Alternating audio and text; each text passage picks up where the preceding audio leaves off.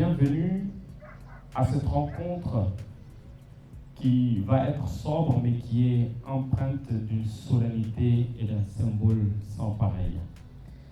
Il s'agit de la cérémonie qui va consacrer la remise d'attestation à des femmes qui se sont soumises à une formation rigoureuse, qui ont acquis des compétences et qui aujourd'hui vont faire valoir leur savoir-faire à travers cette exposition également que vous allez voir tout à l'heure.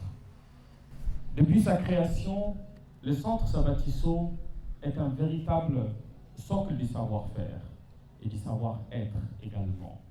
2000 personnes déscolarisées à travers le pays ont pu avoir l'occasion de bénéficier de formation dans ce centre prestigieux.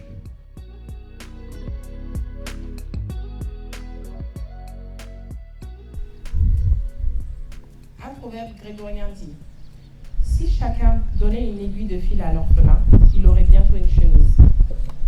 Et sans éducation, l'enfant est un orphelin. Ces citations illustrent bien l'importance de notre projet qui arrive à point nommé. Ces femmes veuves ou orphelines qui ont bénéficié de cette formation sont certes privées de leurs parents, mais cette formation leur permettra de mieux affronter les difficultés du monde de l'emploi.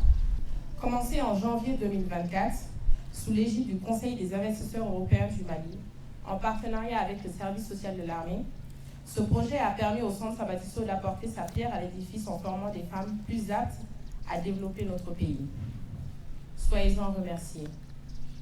Ce projet s'inscrit dans le volet 3 du programme du CIEM, qui a permis à 50 femmes d'apprendre les techniques et méthodologies de la transformation des fruits et légumes et céréales sur une durée de 2 mois et 10 jours.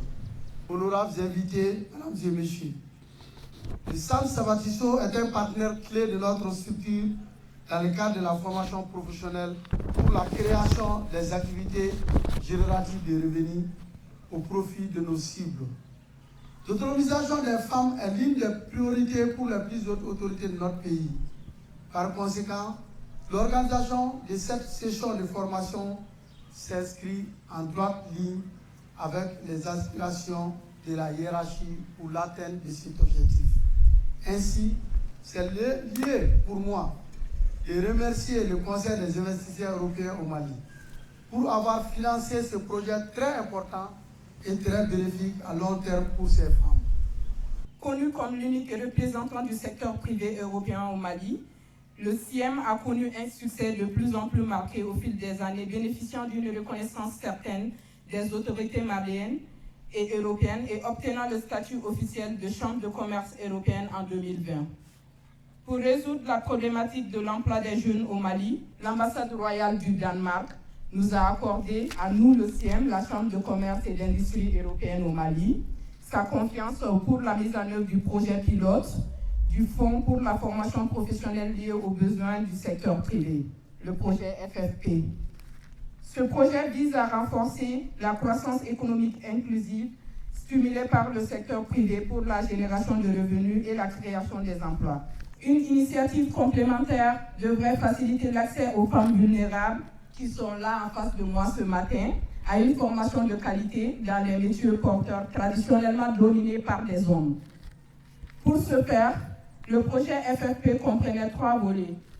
Nous sommes réunis ce matin dans la cour du CFP Sabatiso pour une remise symbolique des attestations aux apprenantes qui ont bénéficié de la formation sur le volet 3 du projet FFP.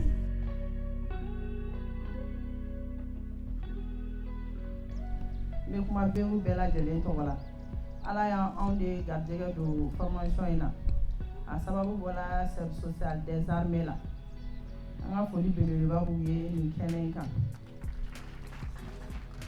an ka foli bɛ an ka formatrice fana ye madame Jara Mabo Sakiliba an ka tanti ɲuman Valère ma ala y'a kɛ formation ɲuman tɛmɛna donc an ye stage kɛ Yango la an ye fɛn caman caman ye an da tɛ se ka a bɛɛ fɔ nin kɛnɛ kan o diyara an ye a bɛnn'a ma